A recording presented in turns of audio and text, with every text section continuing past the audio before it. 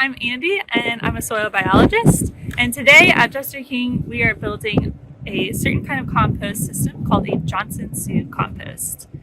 And these composts are cylinders that are going to be filled with mostly fungal foods, and the reason for that is we want to grow a lot of fungi. And then that will be a powerful inoculant to restore our soils, which are generally very bacteria dominated and are lacking fungal biomass. We're making what's called a bioreactor, which is a fancy name for a compost cylinder. And what that includes is a pallet, PVC pipes that are perforated, basic hardware cloth, and landscaping cloth over top the wood to protect it. Is a pallet to help get the cylinder off of the ground, and the reason for that is it's going to allow for airflow to come from the bottom of the pallet and as well as around and from the top. So the pallet is prepared by creating cuts in the bottom where we're going to place these PVC pipes that are perforated, and that is going to serve as our foundation for airflow to maintain air chimneys. So because this is going to be a very fungally active compost, we actually want to protect the wood pallet from being composted itself and, falling out from the bottom of the cylinder. So that's why we're putting some landscaping cloth over top the wood to protect it. And then the cylinder is actually made out of just basic hardware cloth, and we're going to put that on top of the pallet. We're measuring out our hardware cloth. This is what's going to become the structure of the cylinder that we're going to fill with our materials.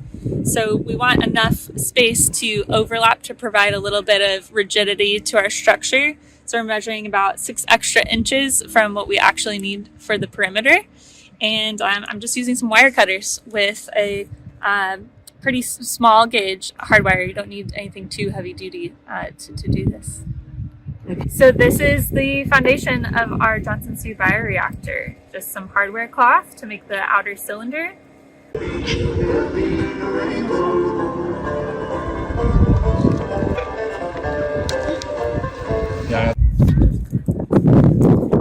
So we're using a drainage pipe that's going to allow for airflow to come through the whole pile. So if we didn't have drainage pipes throughout to create these kind of air chimneys inside the pile, the fungi wouldn't be getting enough oxygen to thrive. So that's the whole reason we're going to set up these pipes initially, and then within 48 hours we can actually come and take them out, and that hole will remain, that chimney will remain, because the fungi has already aggregated a lot of the materials that are in the compost. And then long term, the air will be able to infiltrate through the pile.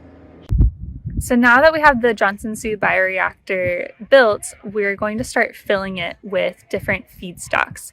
And so feedstocks might look like wood chips or leaves, mycelium blocks, cardboard, or any other kind of fungal food, old grass clippings, straw, hay.